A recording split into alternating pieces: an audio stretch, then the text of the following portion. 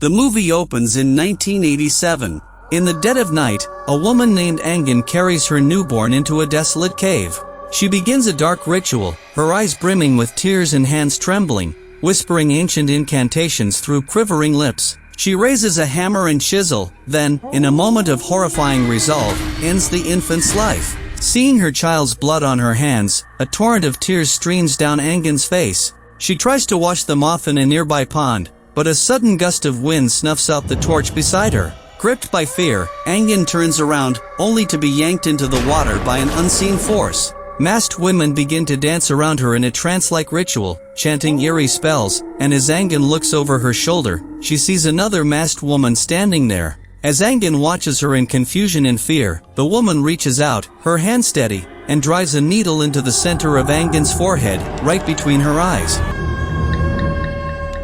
In 2024, Tari's children, Hanif and Beyond, return home from school. She tells them to head upstairs and change, saying they'll have lunch together afterward. Just then, their uncle Kadar arrives. The kids light up with joy at the sight of him and rush over to greet him. Tari gives Kadar some money, but says she can't keep helping him. Kadar insists he didn't come for money, it's about their mother. Tari says she told him not to contact them, but Kadar explains that Yadi called him and said their mother's condition has worsened. He says she might be dying and believes she's holding on for them. Tari snaps that their mother abandoned them, and he suggests it's time to let go of the past. But Tari refuses, and when he asks if she'll regret it if something happens, she tells him to leave, saying she has to prepare lunch for the kids. As she turns, Kadar asks, "Do you want your kids to neglect you the way you're neglecting your mother?" The next day, they arrive at their mother's village house, where Yadi warmly welcomes them. Inside, Beyond admires a painting, saying their grandmother is so pretty, but Hanif comments that it's an old picture, and she must look like a real grandmother now. Kadar asks Yadi if is she living here now? To which she says, since his mother's condition started to deteriorate. She adds she can't bear the thought of leaving her alone in this house. Suddenly, the faint sound of bells echoes through the air, and we see it's the jingle of Anggun's bracelet. Yadi plays a soothing song and tells Kadar that it always brings Anggun peace. Kadar approaches Anggun gently and says, "Me and Tari have come to visit you." He tells her that her grandchildren are here too, and calls the kids over to greet their grandmother. Tari walks Hanif closer, saying she's brought her children to see her. Tari then introduces Beyond to her, who takes Anggun's hand and politely greets her. But Anggun suddenly grips her hand tightly, startling everyone. They quickly work together to free Beyond from her grasp, and Yadi gently says, "I know you're happy to meet your grandchildren, but don't scare them like that." That night, Kadar asks Yadi when Anggun's condition worsened, and she says about a month ago. He wonders why they weren't told sooner, and Yadi explains Anggun warned her not to tell anyone. Tari thinks Anggun didn't want them to come home, and Yadi says, "When doctors gave up, I asked Ki Hussein, a local shaman, for help." Tari asks what the doctor said, and Yadi says even doctors are clueless. Kadar suggests inviting Ki Hussein again, but Tari insists their mother needs a doctor, not a shaman. She then says she's only staying 3 days, but Kadar asks how long she'll hold a grudge, and what if her own kids did that? But Tari tells him to keep her kids out of it, saying this is between her and her mother. The next day, Hanif's toy goes missing, so Tari asks Beyond to go out and help him look for it. While searching outside, Beyond hears the toy's sound coming from Anggun's room. She cautiously enters the room to check. Nervously, she approaches the bed and slowly bends down to look underneath, where she spots Hanif's toy. Beyond crawls under the bed to retrieve it, and just as she grabs the toy, Anggun suddenly starts shaking violently, and before Beyond comes out, Anggun collapses on top of her, causing her to scream for help. Kadar and Tari rush into the room, and Kadar immediately lifts his mother and places her back on the bed, as she continues to shake violently. Kadar tells Beyond and Hanif to leave, and as Tari escorts the children out, Yadi quickly plays the calming song, which gradually helps Anggun settle down. However, just as they begin to think everything is fine, Anggun suddenly sits up and vomits on Kadar before collapsing again. Anggun, shocked, Kadar tells Yadi to ask Ki Hussein to come right away. Next, we see Hussein chanting incantations and performing a ritual, causing Anggun's body to contort. He then turns to Tari and asks her to come closer. As she approaches, he instructs her to grind the morina leaves. Hesitant, as Tari begins grinding them, Hussein continues chanting, and she watches as he slices a cucumber with a dagger, and blood begins to ooze out. He collects the blood in a bowl and then tells her to stop. He takes the crushed leaves, adds them to the bowl, and then asks Kadar to come to him. As Kadar approaches him, he hands him a fruit, saying, "When I say stab, you stab." He then turns and approaches Anggun, whose body begins to shake violently and twist unnaturally. Hussein starts sprinkling blood onto her, causing smoke to rise from her body as she writhes in pain. Suddenly, the lights in the room begin to flicker, and Anggun grabs Hussein by the throat, attempting to strangle him. He urgently tells Kadar to stab, and Kadar quickly complies, and Hussein pulls out a needle from her forehead. Hussein instructs him to stab again, and then removes another needle. He pulls out multiple needles from her face one by one, while Anggun screams terrify the children. Eventually, Anggun begins to calm down, but just moments later, her body starts convulsing again, then suddenly goes still, and Kadar and Tari watch in horror as her body transforms into a corpse. Later, Hussein reveals the needles were charm needles, keeping Anggun from dying naturally, and tells Kadar to store them safely, as they must eventually be returned to where they came from.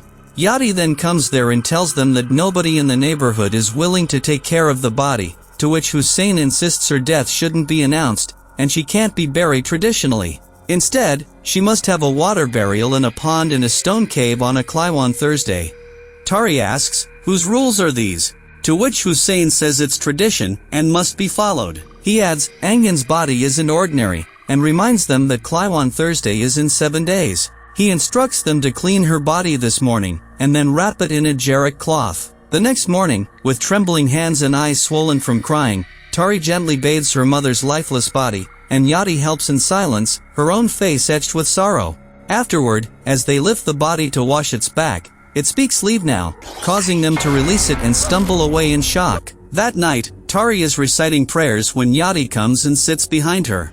Tari acknowledges her presence, but continues praying. However, after a while, she is shocked to see Yadi approaching from the front. There's no one behind her, and no one in front either. Suddenly, Anggun says, "Leave now," startling her. Terrified, she tries to remove the cloth from her face, but Anggun appears behind her, only to vanish a second later. Meanwhile, Beyond hears the jingle of Anggun's bracelet outside her door. Frightened, she tries to wake Hanif, but he is fast asleep. The sound comes again, and to her horror, she sees a shadow just outside the door, as if someone is standing there. Curious yet cautious, she slowly approaches and opens the door, but no one is there. She looks around nervously and seeing no one around, she closes the door, but we see Anggun standing inside the room. Beyond lies back on the bed and tries to sleep, but suddenly, Anggun's chair begins to rock, prompting Beyond to open her eyes, and her fear deepens. Trembling, she sits up and sees Anggun on the chair. And even under the blanket, Anggun is there too. She screams and runs out in fear, bumping into Tari and tells her that her grandmother was on the bed. The next day, Hanif goes live and shows his viewers his grandmother's house. Just then, Beyond calls him, but he runs away from there to hide from her. Beyond tells him to give her back her phone. But Hanif enters his grandmother's dressing room, where he sees her wardrobe and hides inside it. Beyond keeps looking around, calling out, when suddenly, a masked woman appears, and he tells Beyond that someone is inside the wardrobe. Beyond glances nervously at the wardrobe, then cautiously walks toward it, and Hanif decides to record the moment. But when Beyond opens the wardrobe, there's no one inside. So she closes it, returns to Hanif, takes her phone, and leaves the room. However, after she's gone, Hanif notices the mask lying beneath the chairs. That night, Kadar receives a text message stating that his payment of 40 million rupiah is overdue and must be settled within 14 days, along with a 20% penalty. While wondering where he'll get the money, Kadar hears the voices of women reciting incantations. Curious, he enters the house and freezes in fear upon seeing several women sitting around Anggun's corpse. They all stop and stare at him, but as he turns the lights on, the women vanish into thin air. The next day, Kadar asks Tari to discuss their mother's will, but she snaps. Mother's body is still here. He insists on finishing the paperwork, but Tari accuses him of not grieving and questions if he even feels sad. Kadar says he is, but they need to move on. She accuses him of having hidden motives, and he fires back that she wouldn't have come if he hadn't begged. Meanwhile, Hanif puts the mask on his face, and to his shock, he sees his grandmother's reflection staring back at him in the mirror. Later, Bien enters the room and is startled to find Hanif rocking in their grandmother's chair. Frightened, she cautiously approaches him, calling his name, but he doesn't respond. And as she reaches out to him, he suddenly turns, startling her.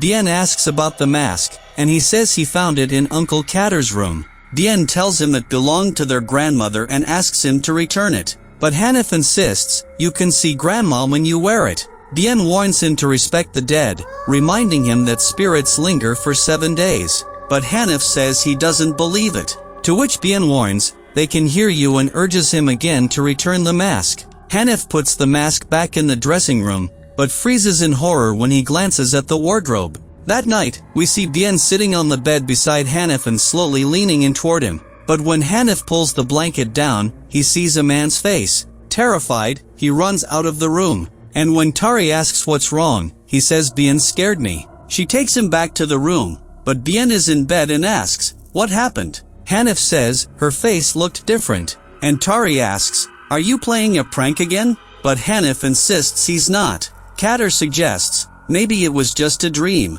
And Tari gently tells him to go back to sleep, assuring him that she will sleep with him. However, as she lays him down, she notices the mask on the bed. She picks it up and asks, "Where did you get this?" But Hanif is too frightened to say anything.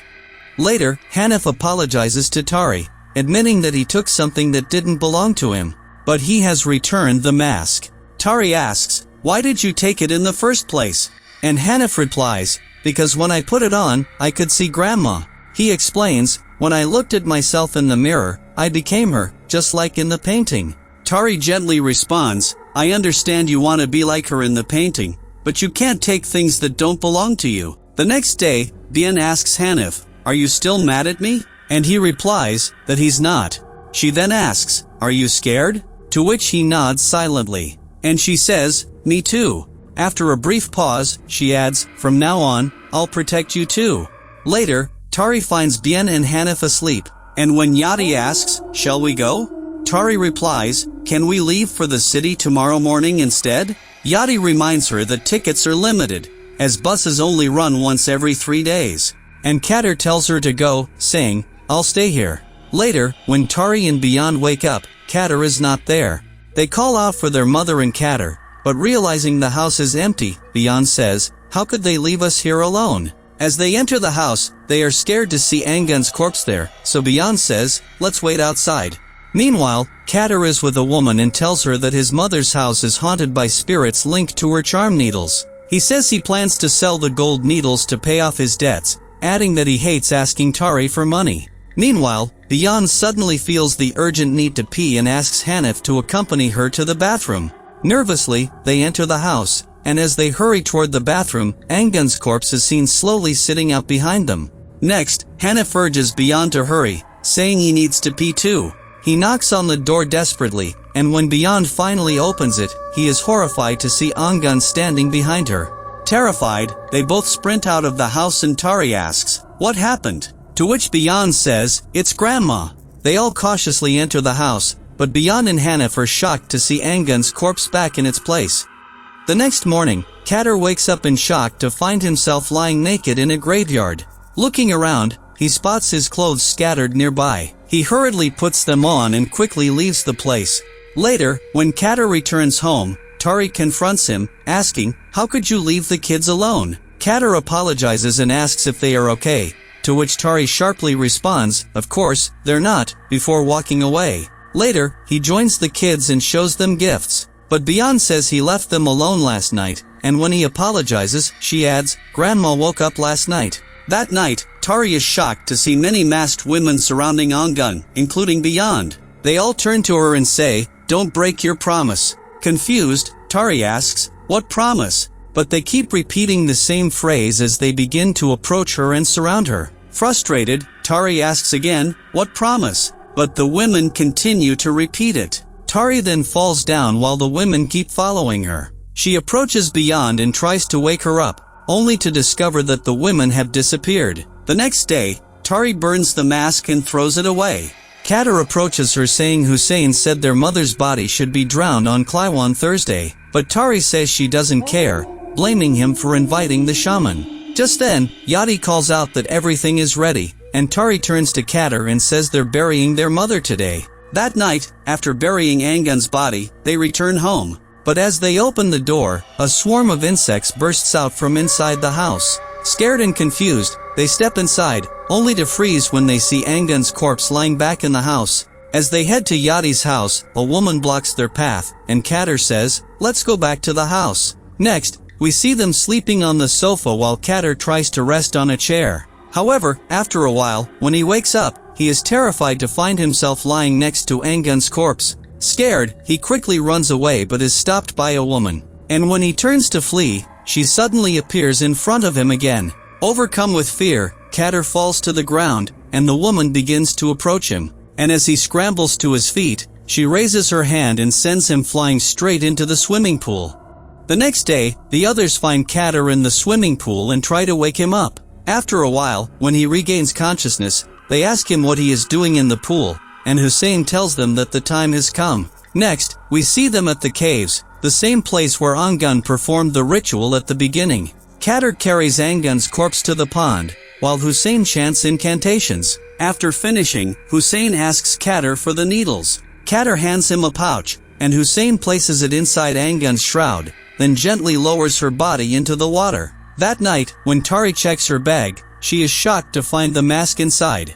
Intrigued, she sits in front of the mirror and then puts the mask on her face, and as she does, she experiences a vision. Anggun sits with the child crying loudly in her lap, and when her husband asks why she isn't feeding the baby, she replies that her breasts won't produce any milk. He apologizes for making her suffer day after day, but she assures him that she will find a way. The scene then shifts to the cave, where the woman inserts charm needles into Anggun's face. After that, we see Anggun beginning to perform shows that attract large crowds, and through this, she becomes very wealthy. Anggun apologizes to Tari, saying that all of them have fallen victim to her mistake. She explains that she had to send them away from the house, so the curse of the charm needles would die with her. Otherwise, it would condemn Tari as well, and Kadar would become the human sacrifice. She adds that Tari's children would have been forced to continue the curse too. Then, she asks Tari for help to break the curse and end. Tari asks what she must do,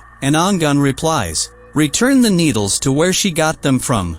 Destroy the mask. Leave this place and never come back." She warns Tari not to be late, and to complete it before the 7th day is over. Anggun also gives her a spell to recite. But after a moment, another woman approaches from behind, strangles Anggun, and pulls her into the darkness. Tari confronts Kadar about the needles, and he apologizes, admitting he needs to sell them to pay his debts. Angry, she accuses him of risking their lives and demands them back, to which Kadar pulls the needles out from his bag. Meanwhile, Hanif wakes to find himself floating in the air. Terrified, he wakes Beyond, who also panics upon seeing what's happening, and they both start screaming for their mother. Tari and Kadar rush in and are horrified to see the children stuck to the ceiling. One by one, the kids fall, and as Tari runs to them, a powerful force drags them away. They manage to grab hold of Beyond, while Hanif continues to scream for help. And after a tense moment, the force releases them, but just as Tari reaches for Hanif, the force pulls him out of the house and slams the door shut behind him. Later, Kadar apologizes to Tari, who asks, "Where do we look for Hanif?" To which Kadar replies that they must return the needles to where they belong. Kadar and Tari return to the cave, where Tari holds the needles in her hand and recites the spell, and then she releases the needles into the pond. Rising to her feet, she says, "I've returned what's yours. Now give me back my son." But a voice echoes, "I am only taking what is owed to me, what your mother promised me, and you cannot break the promise." Suddenly, a body begins to float in the water, and seeing it's Hanif, both of them rush toward him. Tari pulls him from the pond, desperately trying to revive him, and after a tense moment, Hanif regains consciousness. Kadar calls out in distress, and when Tari turns, she sees something holding him underwater, and within seconds, he is dragged away. Next, we see Kadar surrounded by masked women, and one of them speaks, "I'm only taking what is owed to me." She adds that what comes out of water must return to water, and what is promised to the earth must be given to the earth. That is an unbreakable promise. Desperate, Tari takes out the mask, grabs a stone, and begins reciting the spell before smashing the mask. Tari keeps striking the mask until the woman's mask finally shatters, and with it, her face is ruined. The woman and the other masked figures retreat into the water, leaving Kadar behind. As Kadar smiles, believing he has survived, the woman suddenly reappears and pulls him into the water. Tari rushes to save him, but it's too late. She loses Kadar. The next day, Tari, her children, and Yadi leave for their respective homes, and with that, the scene cuts here. After 100 days, in Anggun's house, her portrait in the painting has vanished. The camera slowly pans to her room, where Anggun is seen dancing. And with that, the movie ends.